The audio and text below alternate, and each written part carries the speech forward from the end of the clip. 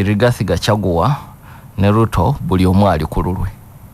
tekisooka kubanga okwogera kubadde kuwakanya kumpi ebya mukama we William Ruto era singa badde bakolagana teri ngeri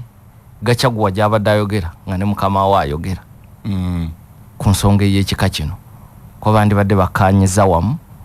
era yandibadde nawali Ruto we yabadde nabali abalala bonna ku lusegere ekiwandiko ne kiba kya gavumenti kakati Gachagua afaananya abamyoka baba president abalala Kenya abaze babeerawo nga tebali makambugu na bakama baabo gabeegaseeko so nga Ruto yali asuubiza nti ye mu bukulembeze bwe olw'okuba ye abonyebonye ate nga akirabe ne mu byafaayo abamyoka abakulembeze Kenya babonaabona ye talibonyaabonya mu myuka we naye tekiwezeza na myaka 2 ng'embiranyi zifuuse za lwatu kubanga waakiri lunaku luggulu wewandibadde osuubirira okubikkirirako naye oba nawo tekyasobose kati kikulaga nti ababiri bano okuddiŋŋana ate kigenda kubeera kizibu nnyo ekirala Gachagua ye ne Noordin Haji balina n'ensonga zaabwe ez'obuntu jjukira mu kisanja ekyayita Gachagua nga MP yaggulwako emisango gy'obulyake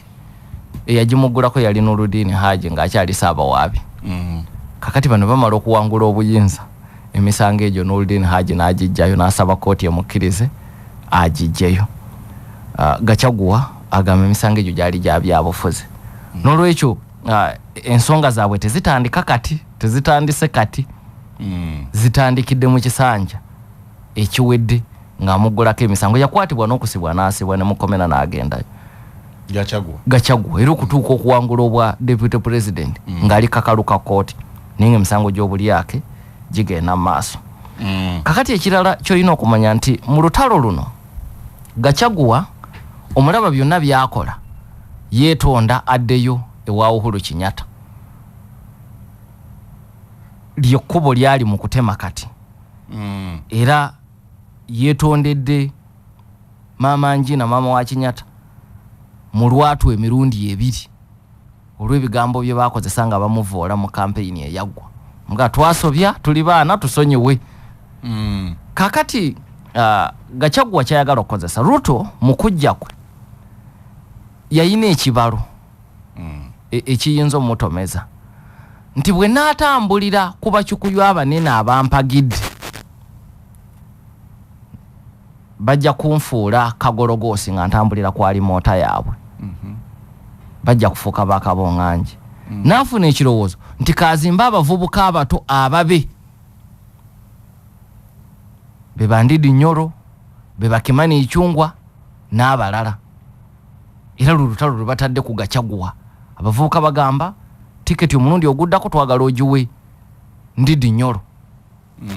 tetukyayagala Gachagua kakati Gachagua n'addayo emabega kati yeefudde omwogezi w'abakikuyu ng'ali wansi wa Uhuru Kenyatta yadde tebannatuula kukkaanya naye ebigambo byabwe bikwatagana kati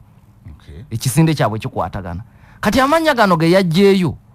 yagajjeeyo lwa nsonga mu NIS abaatekebwa katebe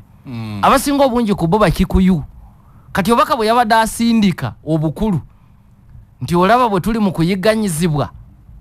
mu gavumenti eno gye twateeka mu buyinza kubanga abakikuyu bwe bagiteeka mu buyinza kati mulimu olutalo lwe olw'ebyobufuzi kubanga ng'amaze okusindiikirizibwa kati ayina okunoonya ku sikuriputi ya Ruto nti Ruto bwe yanyigirizibwa yakola atya kati ali mu kusoma ku sikuriputi ya Kibaki yakola atya yadde yanyigirizibwa naye n'amala ng'atuuse ku bwa president Moi n'atyoboolwa naye n'amala ng'atuuse ku bwa president Ruto n'anyigirizibwa naye n'amala ng'atuuse ku bwa president kati Gachagua yeebuuza nze nkole ntya mu kusoma sikuriputi akitegeera nti ddayo gy'osibuka mukudda ewa Ruto or rather Uhuru oba okutema oluwendo olumuzze wa Uhuru anoonya ntebe kati kuba akimanyi Ruto tagenda kumuddiza kaadi eyoba vice president kakati okola otya ate akuguddeko olutalo lwa misana ttuku kati naawe olina kulwana soma notice kati ddayo mu Bakikuyu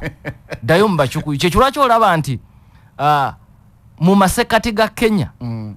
era olina muwalabe Fujjo gye lyakoleddwa nga liwera ku babaka abalonze yesi so ekigendererwa kati kyaliko kanzimbe base yange mu masekati ga Kenya nga twolekera 2027